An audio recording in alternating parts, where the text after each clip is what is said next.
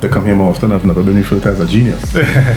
So there might be a price to do something, but the cost of not paying that price might be even much more significant than the price itself. Okay. You don't know what they could do with that?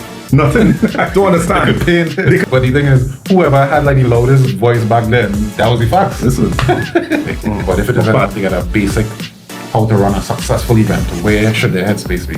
I know part of getting persons to buy into you and your brand is also that flexibility that they don't get from other people. Yeah. And they're making assumptions already.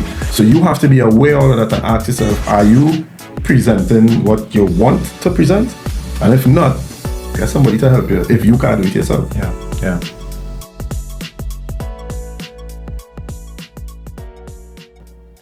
Have you ever gone to a party, a wedding, an event, and everything just went wrong? Who was responsible for that? Today, I'm actually with a special guest who has been responsible for everything going right. So I want to welcome to the show, Joel Bayley. Joel, welcome to the show. Thank you, man. Thanks for having me. Right, so Joel is in the space of events management. He's an expert. He's a genius in what it is that he does. But I want to leave the words to you. Introduce yourself and let us know who are you and where it is that you come from. They come here more often. I've never been referred to as a genius. My name is Joel Bayley. I am the managing director of As You Like It Events. We could call it Ayli moving forward. Yeah. Right? Ayli Bayley. That's how I tell people. Yes, and what we do is we specialize in management of events itself. So I am not a promoter. Okay. Right? So I don't throw parties per se. What I do is we come in and we manage the event, or we help you plan the event, we execute the event, we're coordinators, that sort of thing. Okay, so what would that entail? So that would entail what, like the program? It depends on the event. I really love weddings, so we can plan your wedding. So we can be the person that you come to and we plan out everything for you, help you do your budgeting and execution. Or we could come on the day, because a lot of people out there, they can handle things themselves. Yeah. But they can't actually coordinate the wedding. You can plan it, but on the day you are getting married, so you need that assistance, and that's where we come in and we can run it for you on that day. So we take the reins from you and we deal with it. Tell me what got you started in the field. What got me started? I would say that my first major event would have been my wedding. And I do the maths, I was 17 years ago. It's like, wow. But yeah, I did my wedding, and I guess at that point you would have noticed my wife and I, we planned it. And I tried to execute it. And from then we started to notice you need to get some assistance. And I think what happened is I worked at Bishop's East. Okay. And, eventually I was in charge of their fete, right? So it was called Soccer for You at the time. So that is where I really got my feet wet in doing events like that, on that scale. And a friend came to me, and she said she's getting married, really good friend. And she said, I want you to help me plan it and coordinate it. And I swear to you, at the end of that wedding, I was there with my wife, standing, watching everybody enjoying themselves. And at that point, I say, I feel I could do this for a living. I remember standing there and I touched her and she watched me and I said, I feel I could do this for a living. She said, serious? I say, yeah. And from that day, started looking to, incorporating the business and went from there. Nice.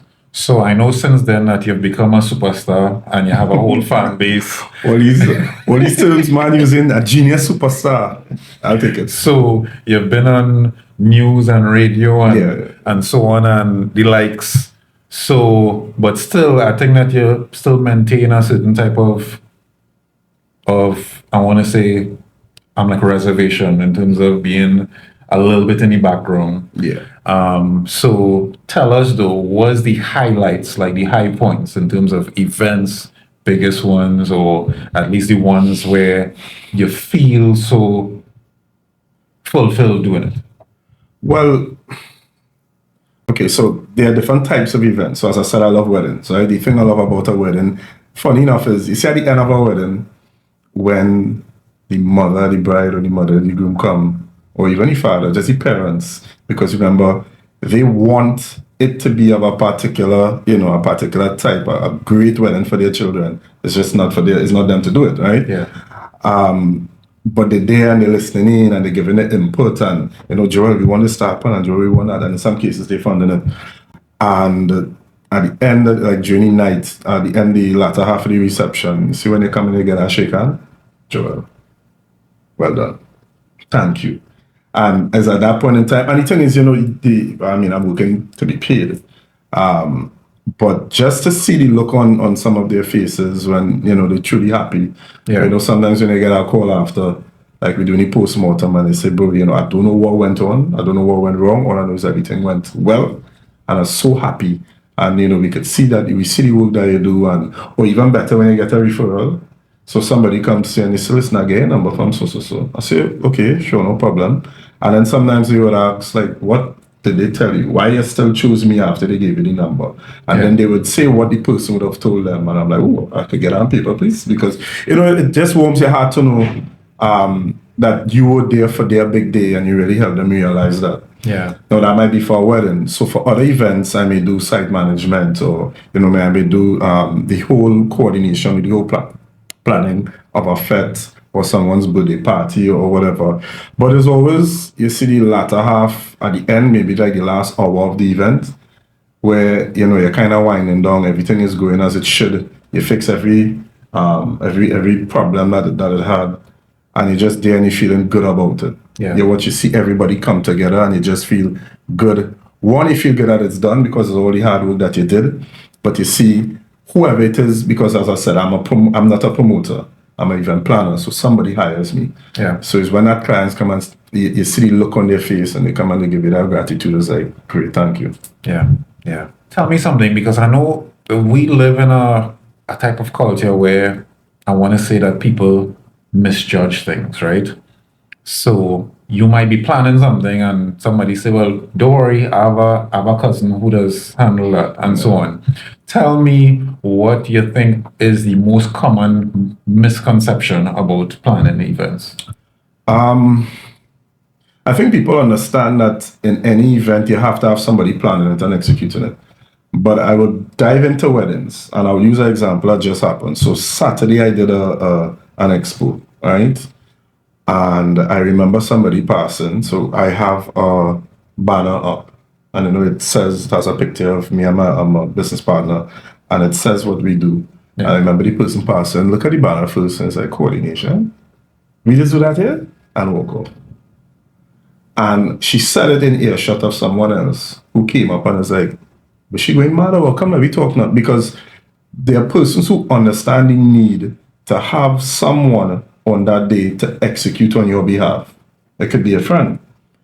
But if you have a friend that is willing to do that for you, then that person is close to you.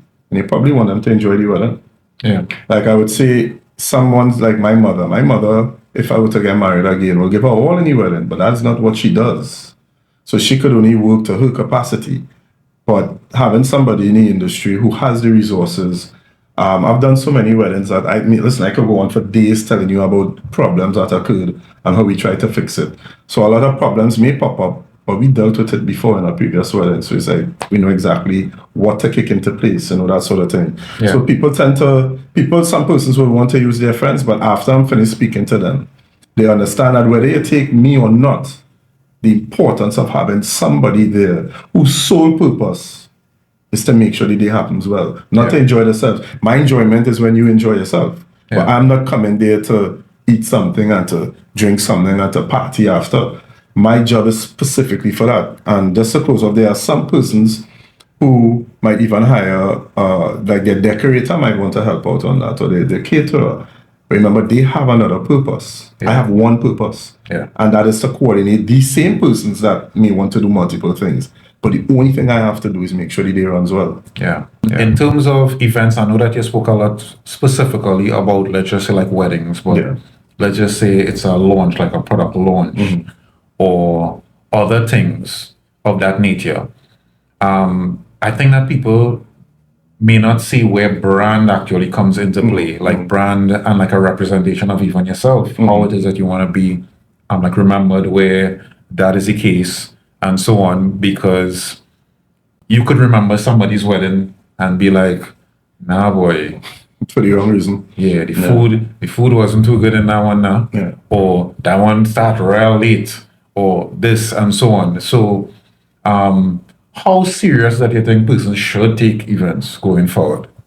Especially 2025 and beyond. Now this is a time social media, this is a time people have certain standards of perception about themselves.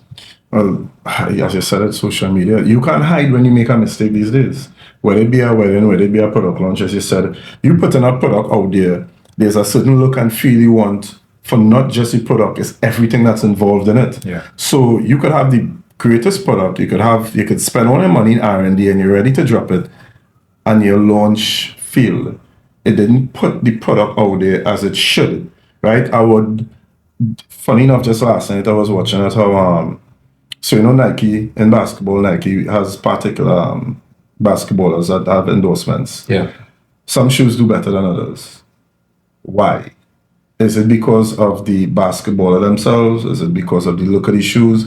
There's one part basketball in particular that they speak of called Devin Booker, where they blame Nike. The launch and how they dealt with putting the shoe out there wasn't as strong as they didn't put that emphasis as they would have put on the other players and the other shoes. Yeah. So people keep saying his shoe is underselling because they fumbled when they put it out there in the first place. And of course, after it's out there, the volume of work that you had to put in to change the perspective of what they saw at the start is a lot. And, do you have that money to put into it? So after you put all your effort into a particular brand and you call a company to do a launch for you, and that launch doesn't go well, you have to pick the right people, the host. From the time you walk into a room and you know that there's a launch that's going to happen, you're looking at everything and you're already in your mind, this is what this is about. Is it a high-end product? Is it a low-end product? Who is your representative? Who's the person you pick to be to give an endorsement, to host the event?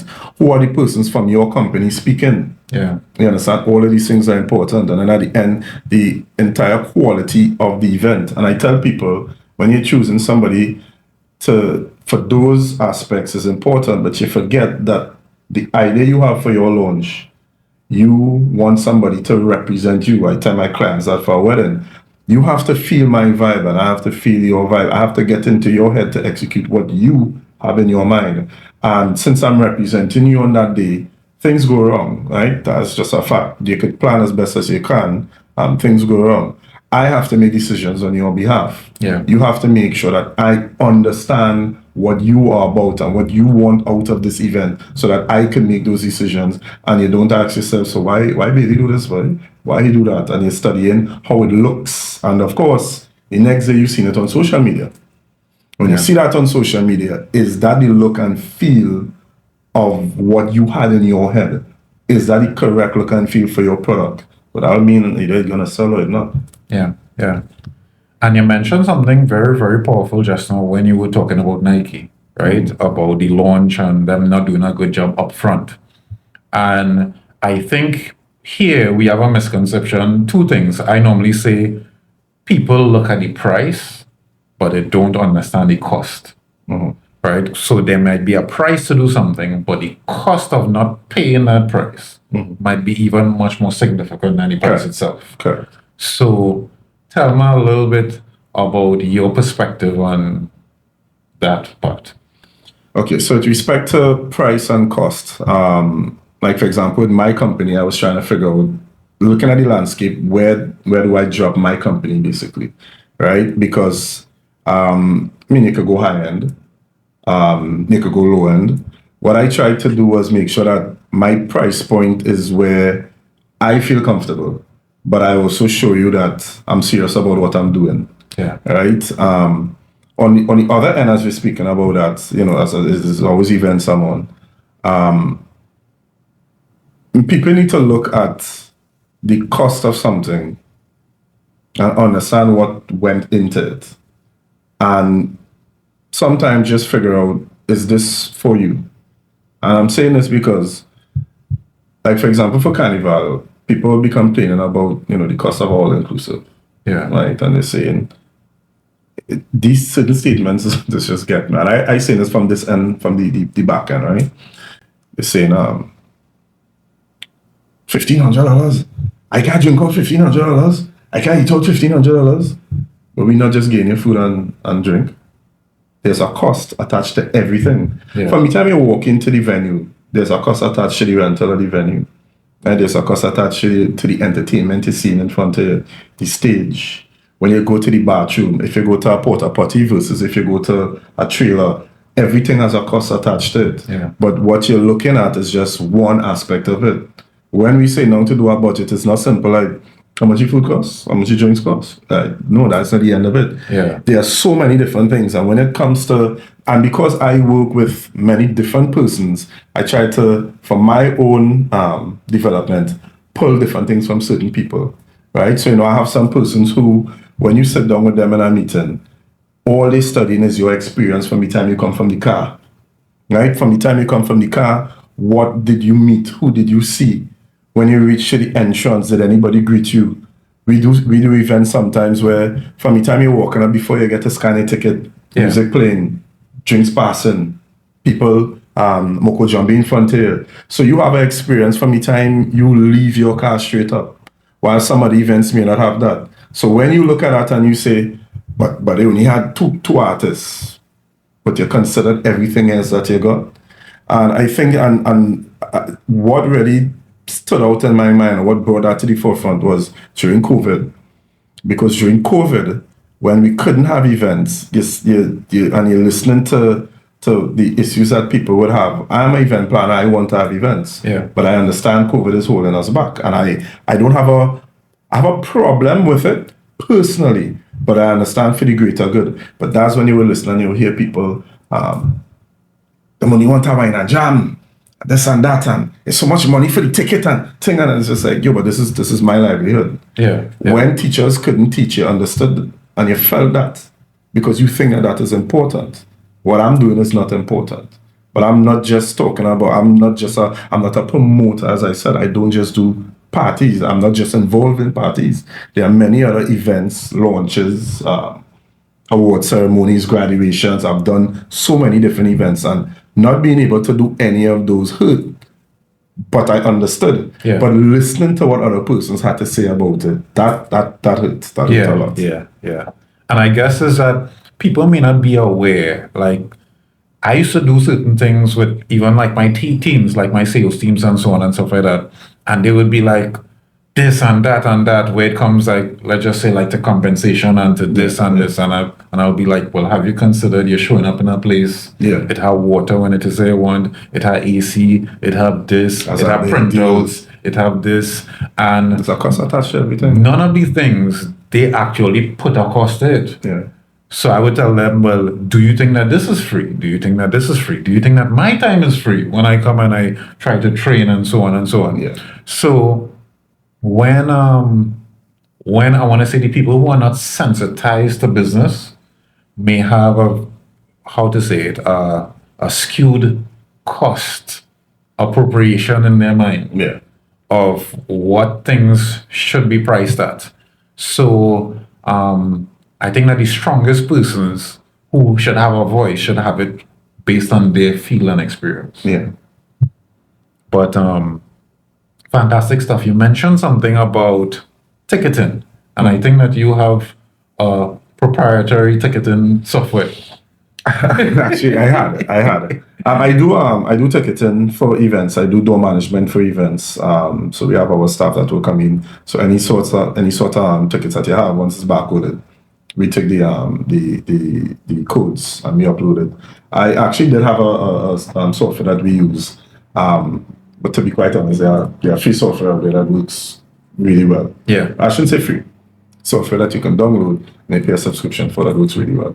Right, I'm actually moving forward now, looking into getting into online sales because that's where we are right now. Yeah. It's Trinidad. People still love the physical tickets. It has some events that are try to go digital, and people complain because I don't know, we like that feel in our hands. So I think having that duality, having options is important. So I'm trying to get into that soon. Yeah. And just on a side note, I mean, I totally understand like the Trinidad culture we are behind in every aspect of, I want to say, like digitization. For me, good for the while. But yes, yeah, that's true. But as much as we want to push it, and certain people are pushing it, I want to say a little bit too hard. Okay. It has to be a gradual progression. Yeah. And I think that we will get there, but we need to understand the culture that we had. Yeah. We have a lot of skeptical persons. We have a lot of misinformed persons. And persons who may frankly lack a lot of knowledge. Yeah. I remember like my earlier banking days helping persons navigate online banking and what we used to call telephone banking. Yeah, before it was everybody have a problem with it. I remember I heard somebody once saying, I think I was, as you run a business, you put your account number out there. Why you paying your account number out there? I said, so I could get paid. Yeah, but you don't know what they could do with that. Nothing. I don't understand. They could put money in my account, but they can't access my account. Yeah. You have zero faith in the banking system. You understand? But we still have those persons who say things like that. And it's just like when you're trying to create different avenues to make sure that anybody could pay in any manner, other persons out there like, nah, I want cash. Yeah. Because that's what they feel safe with.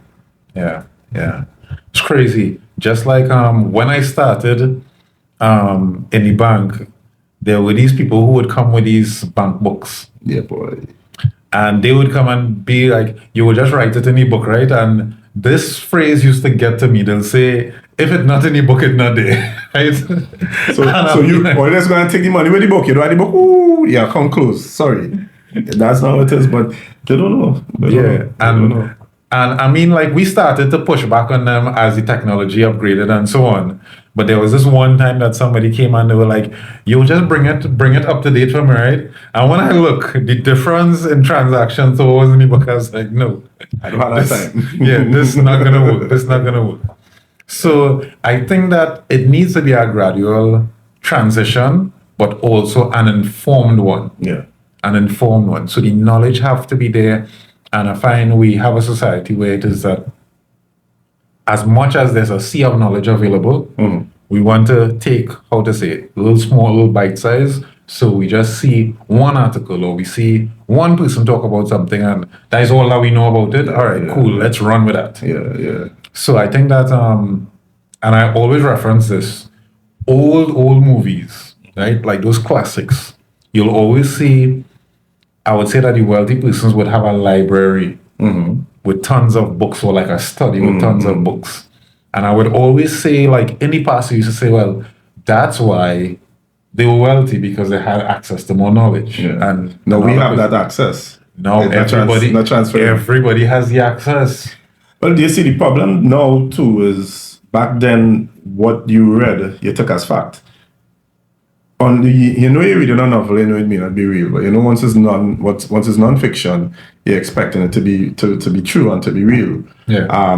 The truth is now you have to take everything with a pinch of salt. And now with AI, as much as AI helping us, the amount of videos that come to me from somebody forwarding, and I have to point out that's not real enough. I need to stop listening to those things. But yeah, I think I told my son this, that I love the time that he's growing up in. Because there's no question that he can ask that we can't get an answer to.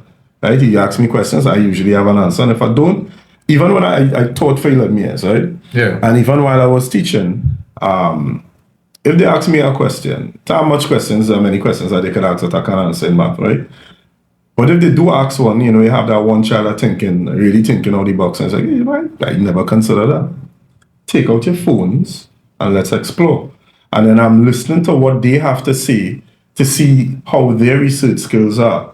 Because we would all take out our phones, we would all run a Google search. First of all, what are the prompts that we use? And we may not run the same prompt. And when you see information come up, what do you click on? What from it do you give to me now? And I would try to steer them to help them understand that. And they would say, sir, other teachers want us take out the phones. Like, yeah, because you just do nonsense with it. I until they take out your phone and go on Facebook. Until they take out your phone and let me do some research. Yeah. If you want to post the research on Facebook, I don't have a problem with that because that's something that's productive. Yeah. But you're not out here just having fun on the phone. Well, I was having fun on the phone. And if you find it's fun to do that research, then that's great. Yeah. So as I said with my son, when he could anything. Today we were having a discussion in the car coming up the road about, I'm a scientist at heart, right? So we coming up the road and we having some discussion about, I think it was evolution and how, how man has evolved into Homo sapiens sapiens that we are now, right? And we were having a debate on, because I saw something the other day that spoke about how all around the world at the same time, right, in whatever period it was, we went from being gatherers and hunters into agriculture. Yeah. Right? So, my wife was like, there was a period where we went into agriculture. And it's like, yeah, if you think about XYZ. The point is, we have an argument there. And my son, when I check my phone, now he does not data on his phone. When he wants data, he would request it and it'll pop up on my phone. So we arguing, we talking in car growing up, and I see my phone pop up. So once to use the hotspot, I click yes. And now he jump in the conversation because he done sit them in the backseat. He listening to us and he done started his research. Now, funny enough, he was already giving good input. Yeah. But because we all now not sure about something, he could figure it out. Now, 20, 30 years ago, we having that same conversation in the car. That dead. Yeah. That conversation dead until you go to somebody learned. And even now, even then, finding somebody learned on any topic that you want was really a teacher, or you had to go in the library. Yeah. You had to go and find an encyclopedia. You had to flip through. And it still doesn't have all that information.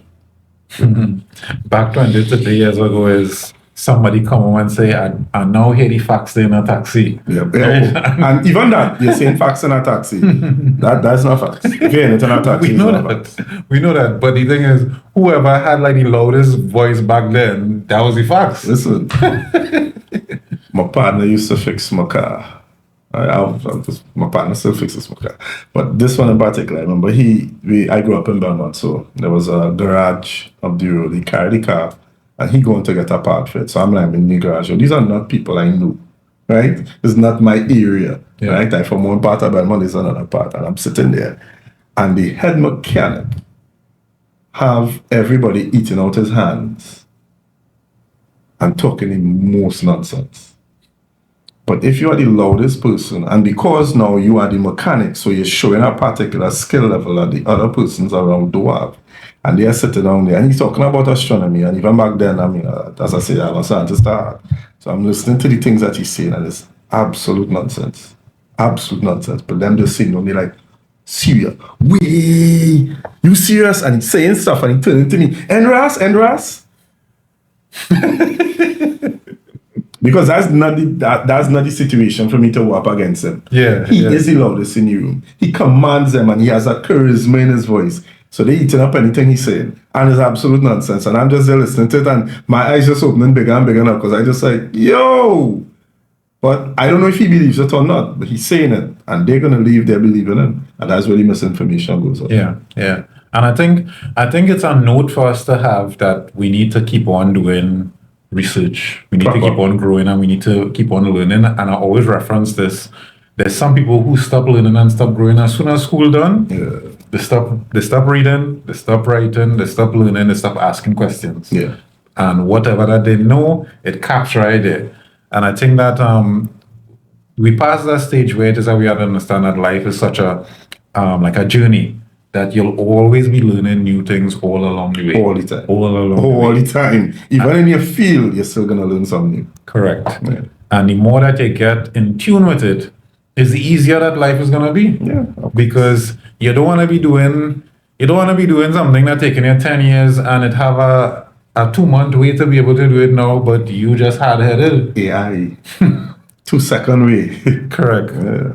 Correct. So it's impressive how far that AI has come. And I know that definitely people will be fighting it just now. Not just now, people fighting it now. But I actually do think that colleges and universities have to figure out how to use it and not fight it. Yeah. Because the truth is that there. And my thing is since even as a teacher, right? Let's use history as an example. Now, I'm not a history teacher. So for your listeners and viewers, I don't know how they will take what I'm going to say, right? I was a math teacher, right? But when you are testing me on something that I could Google in a couple seconds. When you are testing to say that I pass a particular test on not a skill, you understand? Yeah. On something that I could just take out. Everybody have a phone in their pocket. And you could just take out and go. As I said, that's how I help my students learn. So to test on basic information like that, we had to do that before when we didn't have access, when we just saying that we have to find somebody else learned or we had to go to a library or something. That's when you need to test it because you need to have that knowledge quickly for you to make decisions. But anything we need to find out, you could just Google it. So should we really be testing like that? Or should we be now testing on the information that you have, these dates, this data that you have here? What conclusions do you get from it? And I think that is what education is. I mean, I'm an event planner, but at the end is wherever we go, right? Yeah. But I do think that one thing I would always say, and we are, as humans, we are adaptable, right? Whatever happens, we're going to figure it out, right? And the simplest example when people talk about AI, right? The simplest example I would use is, remember there's a time when people would use an abacus. And guess what? Calculators came around, right? You used to have tables. I remember when we were now learning, I think trigonometry, right? There were tables that you were given where, you look at the angle, the thing, you look down. We don't do that anymore. I haven't seen those tables anywhere. When I became a teacher, when I was a student, I saw it, right? They introduced us to it because, it's always good to understand your roots, where you come from, right? But now, you don't see those things because we have calculators. Somebody would have bring a calculator, rest it on the table, and some old head at that time would have been, look at this lazy man now, boy. All he has is this and that, and you could just get your answer. Laziness, but it helps. And it's part of our culture, it's part of our life now. Yeah. So that's how hopefully AI might get. We get accustomed to having a resource because, we could always Google. When I say always, we could have Googled for a while now. But now being able to get the specific information that you need. Like the other day, I see somebody advertising for a travel agency. And I asked them, did they still make money? No, because you could go online and do what you want to do. And if you want to say, well, your trip might be, might have so many parts, you could ask AI. And I will plan it out for you perfectly and tell you exactly where to go and what to do. So I think now you need to teach people how to how to prompt. People out of business. Just joking. No, but and guess what? Guess what, right? You would say that, but look how much people lose in business, but that life always evolves. Yeah. People driving yellow cabs in the States, with them now, they're out of business. All these new businesses that pop up, that take somebody out of business. And what we do as humans is we have to pivot. Yeah. That's what we did during COVID. A lot of people pivot. When I couldn't do events and I was in a dark place, right? People didn't understand, but for event planners, for event managers, for promoters who take their craft seriously, and it is not a side hustle like what people online were saying, they're just hustling. I wasn't hustling. That was I get up in the morning and that's what I do. I don't go to another job and then plan party in the evening. That is what I do. I have a company that does that. I hire people. So when we couldn't have events, my business shut down. Yeah. The other things I do, which is the ticketing, you need tickets for events, shut down. I do graphics. Generally, the graphics needed was for events. When people, the only graphics I ended up doing was for people who started at a restaurant, started to cook. Everybody found their hobby and they started to do something. Essential businesses was food. Exactly. But at that point in time, I needed to pivot or my family does not eat. You understand? Yeah. My family won't eat. How much they send? The government send out 1,500 tray or something like that. Yeah. That lasted a month, a week. So what I had to do at that point in time, right? My uncle passed. I have family who lives in the States and family who lives in England. And I'm the techie person in the family. Yeah. Joel could run something online for them to see. And we'll Zoom now again big. Right? I said I'll figure it out. Because in your mind you're thinking Skype or maybe a WhatsApp. I don't know. I just know I need to get them to see. right? The concept of they speaking and all wasn't even there yet. My family just said, Joel, do something so that they could see. So I had no problem. I have equipment, I have stuff, right? I have webcams, I have my laptops, I have whatever I do. So I did it, right? And I did it where I brought a screen and they and the family spoke and brought out a speaker. Nothing professional, just stuff that I had at home. Yeah.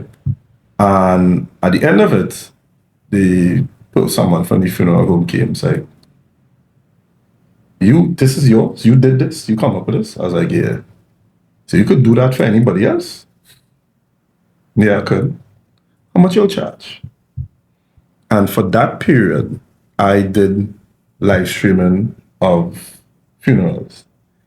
That's how I survived COVID. Because of course, it's not big people saying, yeah, because it's COVID, people dying. No, people die regularly, Yeah. right? But people can't attend the funerals anymore. So streaming became a thing. Yeah. And I had to take my business and pivot. So it's same as you like it events, that's who's billing them, that's who they're paying and everything. But I pivoted that for maybe like 2 years during, like I would say, like he may have passed in 2020 itself. I can't remember. But for 2 years after that, until the place kind of opened back out, and now I kind of gotten back into me and what I do. That is what I did, and it went. I mean, it went really well. Yeah. That's what helped me. Coming back to like the events. Mm-hmm. For somebody planning something now, what would you suggest as a, not to sell out your secret sauce or like anything, but if it is that they want to get a basic how to run a successful event, where should their headspace be? Yeah. I've never tried AI to do that, but I've done it. You see, yeah, because when it comes to planning, it helps you plan out so much. So you could actually ask for maybe a month, a 12-month or a 6-month plan for this or whatever. But you see, that's just one aspect of it because they could tell you what to do. But it's always good to get a professional, somebody who's in the space, somebody who has the resources. Because remember, as I tell persons in a wedding, right, I can make a call for something that you can't make a call for, right? I use this specific example for the expo that I did on Saturday, right? The printed material that I had, I gave it to somebody that I work well in. But I think something happened with his family. I couldn't get on to him the day before to get it. Yeah. It didn't register that I'm not getting it until late the night before. It's like, wait now, I ain't collect that yet and I'm not getting on to him. And when I try to get on to him, something is wrong, right? But I need my material. I could call somebody at 10 o'clock in the night and say, I need something. I am heading to Cuba for 9 o'clock, right? I need to get at 7 o'clock. Can I get that? Yeah, Joel, no problem. I could do that. You can't do that. Yeah. You understand? So I think I was actually pointing to the stuff in the Excel saying, I could have gotten this printed this morning before anywhere open because I'm in the industry and I have that circle. People tend to use my company a lot because I don't work 8 to 4. Right? I have persons there working with me and we can get stuff for you. You could call me and tell me I need some tickets and I could only collect at 6 o'clock and it's not a problem. Right? I will hold on to it. You come and you meet me or whatever. I mean, of course, you try to have as much structure as you want, but I know part of getting persons to buy into you and your brand is also that flexibility that they don't get from other people. Yeah. So it's like, I'll go by Bayley because I could WhatsApp this to him. Right, and he will give his staff and it will get organized. I don't have to go in and pay, and then there are relationships that are formed. Like my wife is into corporate governance, so she's very specific with how things are supposed to run. And I follow what she says, but I also try to point out to her that I feel like in my industry it's a little different, where we collaborate a lot. I guess sometimes it could burn you because, it's always important to have your I's dotted and your T's crossed, have your paperwork done. But I could call somebody and say, listen, let me do this for me without a deposit passing. Yeah. Without, I could send it to you and say, hey, just adjust it and yeah, no problem. But a regular person can't come off the street and do that. Where do you see events in Trinidad going? Because just this morning I was browsing and I see that the ministry spoke about for this season, for it was the most amount of tourists, most amount of revenue. Where do you see events in Trinidad, or I want to say like your region, going in the future? We may have to speak about different events to see. So I think what you're saying there will have been Carnival. Yeah. I might take some Carnival, right? So I do manage other events of the island. So I've seen other carnivals from that end as well. And people doing well. The other carnivals doing good. They're doing really well. So we have to be careful. But what I also notice is that you can't, as we said earlier, you can't please everybody. Let me be clear about that. You can't please everybody. And every carnival has its own niche. Yeah. So I noticed, and it was confirmed, I had no suspicions. I was in a party in St. Lucia, and Kes started play. Right? Now, let's understand something for those who don't know. When you go to these other islands, you ain't hearing our music just so, right? St. Lucia has its own dairy music, right? And you hear that a lot. So any party and they started playing Kes. So I started getting my little mood then, right? I love Kes, I love groovy soca. And the crowd, which is predominantly foreigners, not locals, right? Predominantly foreigners, and not really Trinis as well. And they didn't really move. I'm watching around because I'm in my own zone now, and I'm looking around and it's like, I expecting it. No. And it's because they come there for that type of music. Yeah. They want that denery, and then I noticed they want that certain BPM, I guess, a high BPM. And I noticed that foreigners don't like groovy soca as much as I thought. There was a woman who did a video, and she get blast for it, but she said she come in Trinidad has steam and zest, and she hear no steam and zest, and then I start a groovy soca, and she don't like that, and people blaze she don't like it.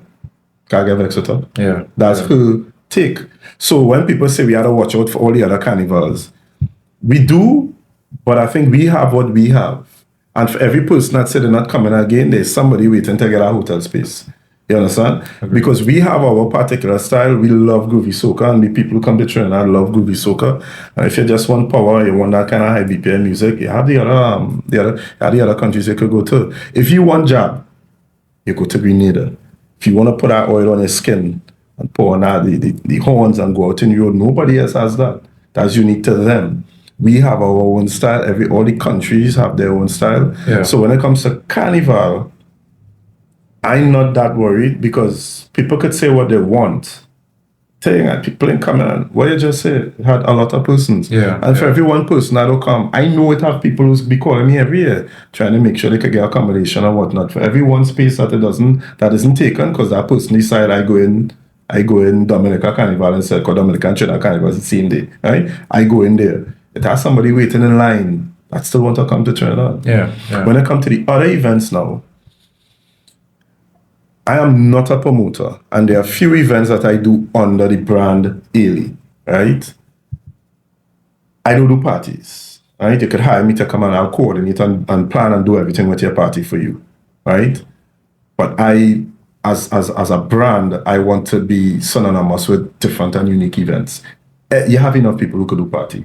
I am personally part of a committee that does parties, right? That's me personally. I don't have to do that.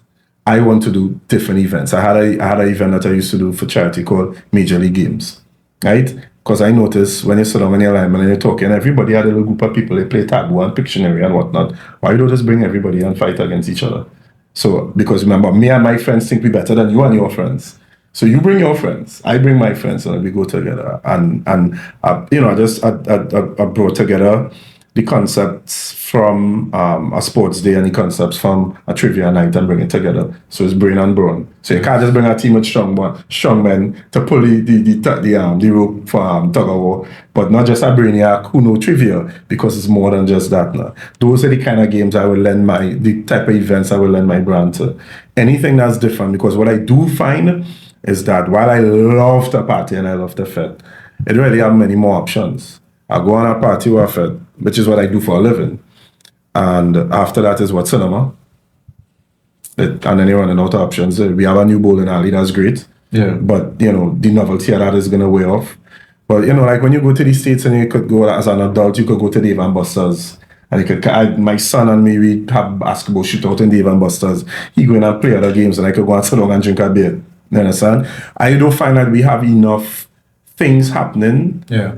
As in a diverse number of events that you could do. Like remember there was a point when we had paintball and then it was gone. Yeah. Because the guns were illegal and now we have it back. But we need to have things like that so that people just have options. So how do we? Because all right, I hear you and I feel you. I go all around the country because of my business and my job as well, right? Yeah. So I've been to every corner. So I would always point out between here and here, it didn't have no cinema, it didn't have no entertainment, it didn't have no. So is How do they live? yeah, it's like how do they function, right? Between here and here, between here and here, some places it didn't have no bank. Between here and here, it didn't have no bank, it didn't have no credit union, and so on. So, but where it comes back like to entertainment, because I remember even going to like the US where you could do like miniature golf, baseball, and something else in the same venue. Yep. Right? And but still it's so hard to even have a miniature golf here locally. We had miniature golf, but it didn't go far. I actually at a point in time, I and another business partner created miniature golf boards that you could rent from us, so you could carry it in like for bazaars and whatnot, and we could put it down. It ended up being the transport aspect of it was high, and people they don't see the fun in it. But when you put it down, it always have somebody there. You understand? So I think that when it comes to events here that are different from what we're accustomed to, or I would say event spaces and venues. Yeah. You do get them, but I also do think what happens is that they come at too high a price point sometimes. So that they come. What going on with the ice skating rink? I don't know. Oh yeah, I think it closed down a couple of months ago. Yeah, because it closed down. I don't know because I wasn't part of it. Yeah. I don't know how the finances ran behind. But I anything that is new that is cool, when I ask the price, I always find when I hear the price, the average person ain't going there. Yeah. But these are not things that are new. That ice skating rink is new. I've done ice skating before. I find it's fun, and given the opportunity to do it from time to time, because it's not that you're trying to capture people, and that's the difference. When you have something in the States, it's not that people go there all the time. In some cases they do, but it's just something to add to the repertoire of what they do. Options. Right? So exactly, it's options. No, so there was this place I remember, I carried my son in California, one big warehouse, and everything is padded and it's trampolines all over. It's bouncy everything, right? So he into basketball, so he going on the basketball court. It's soft, so they could jump and they could. There was an actual one where they could run up and down, bounce each other, and there's another one where you could jump and you could dunk because it's a kind of trampoline floor now. Yeah. There are some kids who apparently go there all the time. But for other kids, they come there from time to time because there's always something that you can carry your child to. Yeah. But we don't have many of that. Now, you did mention what do people have in those places. You know what they have? They have sports. So what we need to do now is try to create opportunities for the sport to go somewhere. So it's not just small goal as futsal. Yeah, right? yeah, Is more than just because that's what they would have there. Because in any of those places you go, if you pass a field, somebody playing out or something. If you pass the court, somebody bouncing a ball. Because that's all they really have to do. That and unfortunately the internet. And if you don't find opportunities for them, nice tournaments, nice things that don't really go anywhere, it doesn't feel like you're doing something. So it's always out in the road playing in this and the other. What about if you're out in the road playing, you playing a small goal and then boom, you hear you have a nice little small team and they're joining a little tournament. You see coming with a little medal. You'll feel proud. Yeah. Him or her. Yeah. You'll feel proud of that. But I don't think we have enough of that happening on the small level. We try to do it on the big level. I'm now getting into understanding sporting in the country with my son, with myself, with some of the ventures. And I just think on a whole, we just don't have enough happening outside of just party and cinema. Yeah.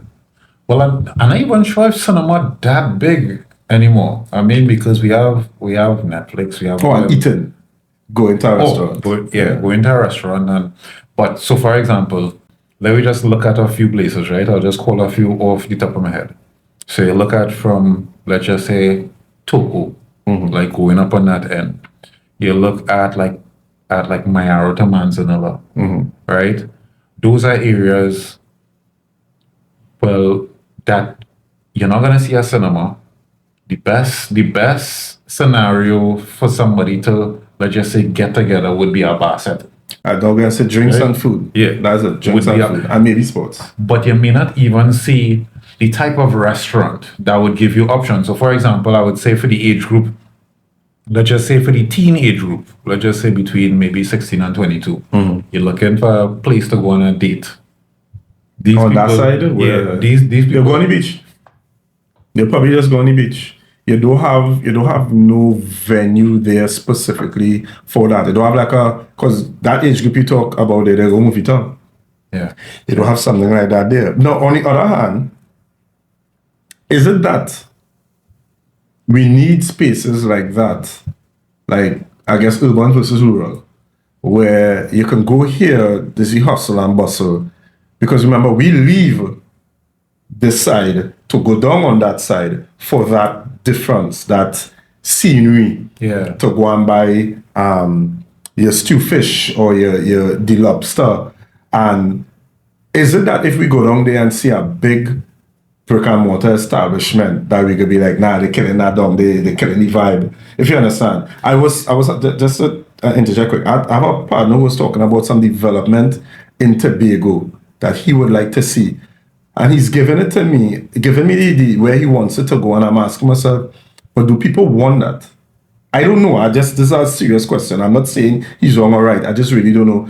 Do people want that, or do they still want to say that that is the getaway from the hustle and bustle? Well, from the perspective that I was thinking of, because I've been on those sides a lot in terms of like the countryside. So I even go down Cedrus. I mean, I go to all ends of the country, I want to say, right?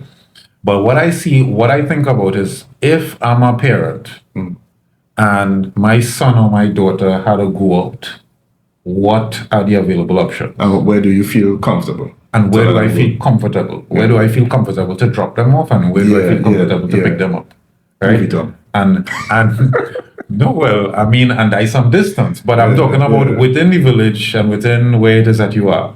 Are there locations where they can mingle and have good fun, where you know it's safe, everybody's secure, all those things like that? So, I mean, of course, I don't live in those villages, so I wouldn't know what type of options. I mean, Maybe they might bazaars, I don't they know. might have the little thing of Harvest. course there'll be little sports and so on and so on. But let's just say that your son is a reader and he writes it and he not into the physical stuff. Yeah. So what's the next option?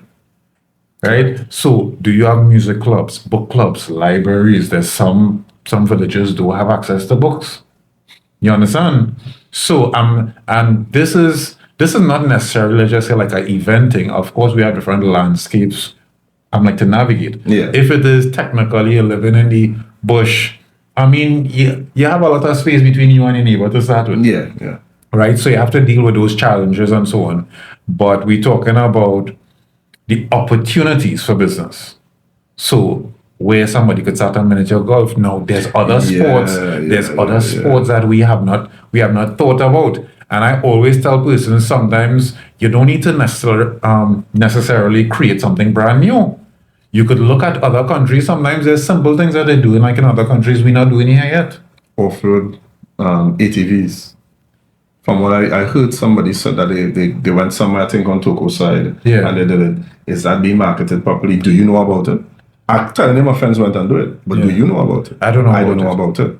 And in spaces like that, there are things that you could find to do that could work. But I think maybe some of the companies that are doing it, they may not be able to upscale to be able to take that volume of persons. So what they have going on right now with that word of mouth is working for them. I don't know, because as I said, it's things you hear people say that they take part in, Yeah. and you're like, we just like the other day I see this committee, our party committee, I saw them going on they rent bikes and they're going riding all over the place. So I did that long time before. But is that something that people know they could do as a team? You could go shagaramas and rent bikes and ride up and down, or you could go kayaking, and are these things marketed well? I did all of these things before. Yeah. Right? And the truth is, you just forget you could do it. You know? You go on, my mom, my wife, and myself, we went we went to the kayaks, and we went outside, went out to the sea and just had a good day. Are these things being marketed properly, or are we going to the same normal stuff? Are we going down Shagaramas to go to the Five Islands and not seeing that there are other activities around that we could do? Yeah, yeah. So that's an interesting question, and I want to say there's many persons who may have a fundamental perspective about marketing, and I want to say that that's one of the levers in business. If you want to get better customers, more customers, increase. I mean, you need to be able to put something out there. Yeah. And I think that a lot of persons take it like for granted that word of mouth might be enough. They might take it for granted that the business itself is supposed to take care of itself and not necessarily understand that the business itself needs funding to be able to market and to grow. And unless you're intent on doing that, then you can't expect you can't wait for something to fall from the sky. That is like you gotta go and get it. Yeah, you gotta go. Even for some businesses, there's some businesses that only Christmas time to make money. There's some businesses that only Carnival that they make money. Yeah. But how is this now translating into a whole overall better strategy to make money all year round? You know, sometimes I just ask myself when I see certain like soul trading businesses, like I'm a mechanic or something. You will see somebody who real good and you ask yourself, but you real good for about 15 years and you're still in the same garage. Yeah. You didn't build up nothing, you didn't add nothing to it, you're still, but we know you're good, that's why I bring in my car to you, but you still right there. And I am not saying that I am, any big businessman or anything like that, but you're always aspiring to do bigger and better. So you might try things and it might not, but at least I could say you try. I really ask myself sometimes with some persons, are you really okay with just staying like that? Yeah. Do you, when I moved to Shogunas, there was a mechanic I went by. There were two mechanics. I went by the first one. No mechanics, is electrician. Went by one of them, very close, around the corner. He had 10,000 people by. And he hailing me. I'd ask myself if I meet this man already. You understand? You have a set of people. I ain't calling no names, but if you're living on my side, you know. Matter of fact, people bring down the vehicle, so you know people know who I'm speaking of, right? He's a nice people person, right? And you come there, park up your car, end up in a small talk, but he always treat you like you carrying a car by him for maybe the last 15 years. He had too much people. I now moved to Shogunas, right? So I don't know how I'm feeling out. So I go by this other guy. Establishment. Small, could fit about 3 or 4 cars. There's a maxi park up and he in the engine doing something. So I pull up, right? What happens, I wanted the alarm taken off of the vehicle that I had bought, right? Yeah. So I came and say, afternoon. Afternoon. Say, okay, well, you in the engine. Now, I'm not expecting you to come and deal with me. I'm expecting you here. Yeah, man, I'll come in the afternoon. No, nothing. So I saw him there. After about 2 minutes, about 2 minutes, and 2 minutes sound like a little bit, but I'm talking about you standing up there and that. Nobody respond to you as yet, right? Yeah. Pop out. Say, all right, well, that's my vehicle. I have an alarm that I want to take out. Viper? Nah. Yeah, schematics? I don't know what's that. But I didn't say it like that, right? In my mind, it's like, I don't know what's that. I say, well, I don't think so. Yeah, you manual? Let's be on that. Say, no, I wouldn't have that. Nah, boy. And I'm like, boy, your customer service is trash us. Yeah. I never went back by him, ever. and he has less persons, but guess why he have less persons? Customer service is trash. He might be the better electrician or not, but his customer service was terrible. Yeah. And I not going this shit, and I not going my mechanic expecting hug and kiss and AC and juice and no. I just expect you to acknowledge my presence when I reach. Yeah. Ask me particular questions, not brush me off as in I bring in work for you then. Yeah, I bring in work for you, I pay you. As I always say, listen, when you find something that's too much money, you charge for it. Give me the option. So, baby, I really work on okay. So how much would it cost? That you will feel good to do it. I had to increase the price. Okay, give me the option. Yeah. You understand? That's just how it works. Or you be very honest. Honestly, that's not the kind of work that I'm willing to do right now. You know, those string me along. But people don't understand how important, and they just going back into branding. You representing your company, you are the brand, and from the time it starts, from the time I see you, right? The first fella, I admit he put no care into his looks because that's not important in a mechanic. But he put care in how he deals with you. Yeah. You understand? And when he done with your car, he talk to you in a certain way. You always feel like the uncle, a kind of car by my uncle kind of vibes. Not this other one who standoffish. I tell you, I never went back by him. And I think it's always important when you're talking about branding, people don't understand how much is involved in branding. And I'm not saying this for people who go and look at my brand and be like, but who is he to talk? I know that I don't know everything in branding. And I know it's more than I think. You understand? Because I see it I do logos. So I see it from the time somebody sees your logo, from the time somebody goes on your website, from the time is everything they look at, and they're subconsciously making decisions without you even saying a word. And in some cases, it is after you say something. It is after you come out and they watch you and okay, they're making assumptions already. So you have to be aware of all of that and ask yourself, are you presenting what you want to present? And if not, get somebody to help you if you can't do it yourself. Yeah, yeah. And I think most people want to live in this world where they want to deny that they have weaknesses, that they have serious blind spots. There's some people who manage in businesses and they need to have a manager. Yeah. Right? As I said, my wife is into corporate governance, and so she gets called in to do things with businesses, and she's come back sometimes. She said, Joel, they do this, they don't have this, they do that, they do the other. And we talking about some businesses where everybody in the country know the name. But from her perspective, they could be governed internally better because they're not doing this or they're not doing that or they have not done this or they have not done that. But from your perspective, they're doing well. So the question is, if you get help on that aspect or you get help with the branding and whatnot, how far can your business really go? Are you stifling the business when you think that you're doing very well? You open up a branch there and a branch here and a branch here, and you notice, okay, well, you're struggling to see if you could go from 3 to 4 branches. Is it that you reach a plateau? Is it that the industry has that limit, that plateau, or is it that you not seeing what more you need to get done? Yeah. You understand?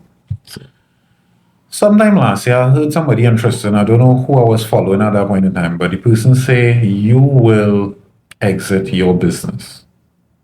That is one thing that's definite. You will exit your business. Will? You will exit your business. And what he was actually referencing, he was like, how you actually exit is up to you.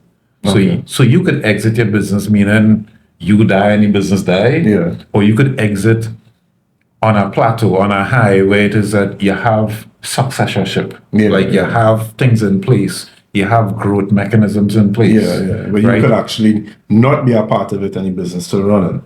Yeah, and I mean, you could lay the platform for somebody else as well. And so much times we see businesses where it was a one-man show, and then, well, after that one man do show up, it's not there anymore. Yeah. So, I mean, it's really like to reflect to see what you want out of life, because some people are just really content. Yeah. Content at their stage. I'm like, I would reference, I've been on the road for like years. Like, I started off doing door-to-door sales at about 1920, right?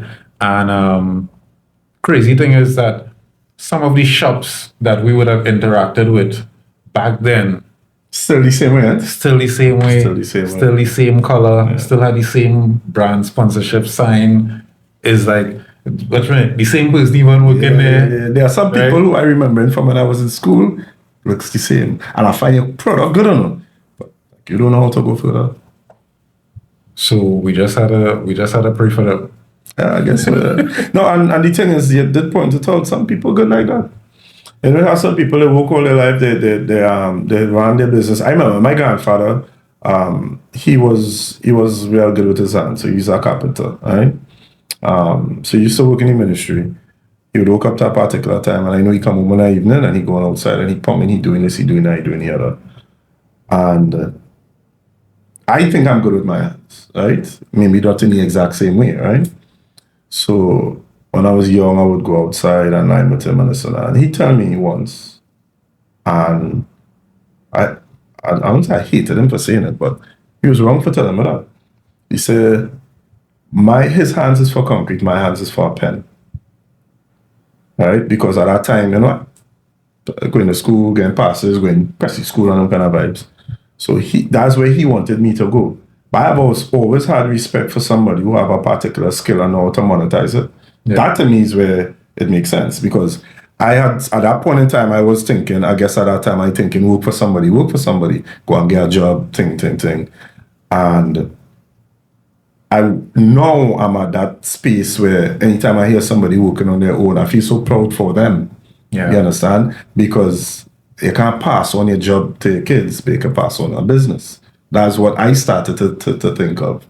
And even if you don't, I just like the fact that I doing me, right? But I always remembered him saying that. And I would never tell my child that. I will never tell my child, my children, that a matter of fact. If it is you want to do something and it doesn't fall into our category, because we grew up in a time where academics is everything. I still would be, as a teacher, I would hear parents saying, well, you know, they're in 4 or 5 now, so I stop all the football. Like, why would you do that? I don't understand. Why would you do that? Why was he playing football all the time? And we ain't talking about he playing out in the road. He's been playing for the school for 4 years. Why you stop that? Well, no, you had to put emphasis on his exams. I said, well, why we don't try to teach him to balance it? Yeah. You understand? Because moving forward, if he really does excel at football, because he invests all the 4 years into it, if he excels at football, he's going to stop everything. He's not going to have a family, for example. You need to teach your child how to balance and how to do both. Now, if you find it really not working, and for a short period, they want to pull it back and fire that. But you don't start in September and say, do that one time. Especially when somebody parents tell me this and his children, well, I find in my mind, but they could handle it. Yeah. You know, it has some who, you know, might be a little weaker and it might take a little more work to get that balance. But in this case, I talk about some brilliant children. And you take away the thing that they love the most for them to do something that they kind of don't like. Yeah. You understand? Because you want them to do more studying, you want them to work harder, but you're taking away the break from that, because otherwise you ain't letting them do nothing else.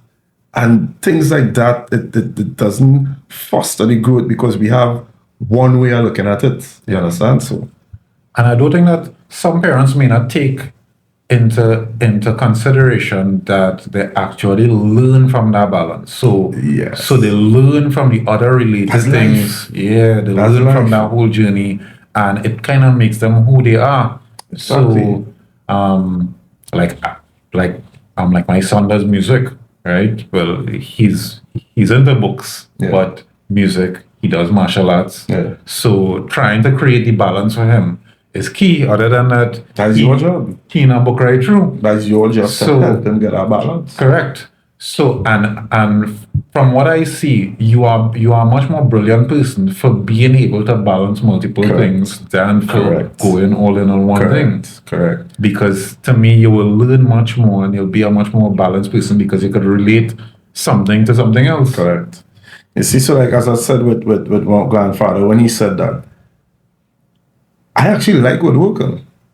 I actually like it. I would watch videos of people putting together and making, you know, unique furniture from scratch, dropping some nice epoxy on the top and whatnot. And that's a skill I should have had, because that's my grandfather's skill. But he saw it as, nah, your hand is for a pen. And my thing is, no, my mind should be, how do I monetize this and how do I make money out of this? So you have some persons now who creating unique pieces of work and selling it and marketing themselves well and getting in nice jobs. I was watching one of my epoxy jobs that a company was doing, and they get an order for a table from some Silicon Valley dude who wanted a dining table with a kind of blue epoxy on it through the middle. Yeah. And they get a special redwood tree or whatever. And the just the setup that they have. And I'm asking myself, how many persons started building table and chair? And in their mind saying, I'm going to reach to that point. Because every tool needed to put that together, them had it. And it's a team of persons, and it gone on a plane to fly across, and then they come and they mount it up. And you know that in cost, 2,000, 3,000. But they turn that into such a big business, and they making a table, right? But because they have a vision to market and do something unique for people. And it don't even have to be unique. You could do mass production and have your stuff being built, because you don't have to be the person making the table. Exactly. You get a skill, you train people, and then your brand builds, and you could sit down and talk about when I used to make the tables, and I used to do this, and I used to do that. So what are we teaching our kids when it comes to these things? So as I say, I don't tell my son, he into every little thing. He always trying something. I just noticed when it comes to sport, he loved basketball. And you could tell him more about 90s basketball than any of my friends. And he's 12, right? Yeah. Because when he loves something, he's invested in it, and he could Google and he could find all the information that he wants. But the other day now he come and he have a little app on his phone to make music. Daddy, come on, hear this one. And I listen to it and I was like, but wait, this thing actually sounding kind of good. Like, I know every child, he's always getting to little things for fun or whatever, but this actually sounding good. Yeah. And it's like, bro, if that is what you want to do, no problem. I will never say, but what are you going to do that for? It have money in production, it have money if you do pursue basketball. Having a sport is just important to interact with people, to learn your discipline. Anything that you want to do, we keep with academics. We admit we always do that. But if you want to do something else, that doesn't mean that the other need to suffer. Yeah. And we train you in some kind of way. You have a mother and a father who have businesses. You see that we work hard. If there's one thing you're going to learn from us, is that we work hard and we work for ourselves. And maybe one day you will take whatever that skill is and put it into a business. It could be my business. It could be my wife's business. I had a friend who once told me he went into a business venture, and when it didn't work out, he come and he was telling about who he owes, right? And then he even mentioned he owes his mother a certain amount of money. And he continued going into how it didn't work out. Now, it was an event, so he was well given me the information because he knew I would care. But it stuck for me mentally at how much he has for his mother. I didn't grow up like that. What I have, I had to work for it. So when I have an idea, I can't just say, Mommy, you could help me out. Daddy, I didn't grow up with my father. Can you all help me out? I can't do that. I have to do everything organic from scratch. I am working hard so that my son could come and say, Daddy, I have an idea. Come talk to me. Yeah. I might be able to give you all the money in the world. But one, I have resources. And two, I might have a little something I can invest into it with you. The ultimate dream is to have Joel and Sons, Bayley and Sons. I don't know what it is, but to know that my son's involved in it in some kind of way, and it could be if my son name is Jordan, it could be Jordan and Daddy. I don't care. It's your stuff, and you're doing what you want to do. And guess what? And if you do choose to go corporate and work for somebody, and you're doing it very well, that is you. And then maybe one day branch off and do some on your own. I love it. So from at least the basic point, you want to have the strength to not just fund your own dreams, but you want to be able to help somebody else as well. I at that age and that point where what I could get out of the hard work I do isn't important anymore. Right? People can say, well, I understand. Nah, I have an old phone here that I struggling to buy a new phone for the longest while. And there's always something more important coming up. It's like, before working, so, you don't just put money there. Now. And I tell my wife, I was like, I need a new phone, but this had to be bought, this had to done. I want to invest this into the business. You want to do this, you want to do that. I really care that my children have something. And I have a sort of, I wouldn't say unique, but a little different situation in that my second son has something called hydrocephalus. So he's a special needs child. And I don't know where he will be in the future, right? He's developing well, a little behind, but he's developing well. So I made a decision in life that that's my best friend. He loves me. If I'm here, he's not going anywhere else. Coming and he's sitting on right here, right? If I go in the bathroom, he follow me, whatever. That's my best friend, right? In growing up, I don't know if you would see me in the next 15 years and he would be sitting on right next to me. I don't know. But if that's what has to happen, that has to happen. So that means that I now have to work hard enough so that he could get the things that he needs. Yeah. If I need to have help in the house to help with him as he gets older, I need to be able to afford that. So I want to provide so that my big son has options where he can make decisions and I could help or support. And I guess it's the same help and support my other son may need, whether it be that he has developed and is very normal and going out into the world and wants that support, I could give him. And even if he doesn't and he still needs my support, I could still afford to give him and not, run myself to nothing. Yeah. I'll be able to pay for this and that. He needs a new brace. He has something, because he has hydrocephalus, he has a device in his head. What happens is that the cerebral spinal fluid, it's either too much is being created or it's not draining fast enough. So it builds up basically. So he has a device that drains it into his torso. At any point in time now, if I need to, there may be medical issues that I may have to deal with. Yeah. And so far insurance could go. I need to make sure that he is taken care of. And I need to make sure that my other son has opportunities. I swear that is what I work hard for. Yeah. When I'm staying up in the night and I'm not getting sleep in the night because I have to finish something or preparing for an event or something, yeah, I love the event. I doing that because when I wake up in the morning and I see two of them, this is legacy I try to build. I do it for them. Yeah. Fantastic. And we were having a conversation about purpose and legacy being the pinnacle. When you said that in my mind, I was like, in my mind, I'm thinking of what it is. And yeah, it's for my children. It's for my children.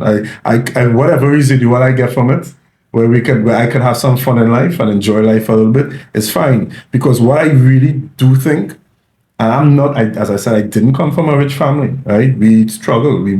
My mother did what she had to do to help me reach the point I am. And I'm proud of the work that she did. Yeah. You understand? Because I'm also proud that my wife and I are in very similar situations. So we see ourselves. I met my wife when I was 18 or 19, right? I'm 42 now, right? So we spent years together. And we've been growing out of the same situation into what situation we are building right now. Yeah. And I find once I could say, right now, if my mother or my family from that, my parents pass, right? What I would say is that they carried me to be one level better. I want to make sure, and it has already happened, that my kids are one level better than I had. And I want them to continue doing that. Maybe one day we'll reach to that point where we're all wealthy and we had our last name. Everybody's like, Bayley, 1%. I don't know. But I will do my part in that ladder. And I would make sure right now I feel, my wife and I assess, and we feel that our kids are in better situations than we will. My son is arguing with me as to how many countries he's visited versus me. At his age, my number was 0. Yeah. At his age, his number is, I think, like about 9 or 10 or something like that. And we go in somewhere again, and he's studying, but we going together. So both our numbers going up together. He's very competitive like that with me. And I was trying to explain to him, I want you to be competitive with me because I want you to be a better version of me. You feel when you say you do something better than me, he come the other day, we both went, our alma mater is Chaos Series, Blue Bloods. So he come and he tell me, Daddy, well, when he was in Form 1, what you came? He did better than I did. Yeah. Or when we both went Rosary, right? So he was the valedictorian of his year. So yeah, the two. I don't know how he went and find my certificate. Yes, his certificate. I said, what's that? I said, bro, my certificate is 1,000,000 years old. Look at yours. It was very nice. And I'm saying, so he's saying, and you was valedictorian. I said, why do you think that hurts me? I want you to be that better version of me. I love that.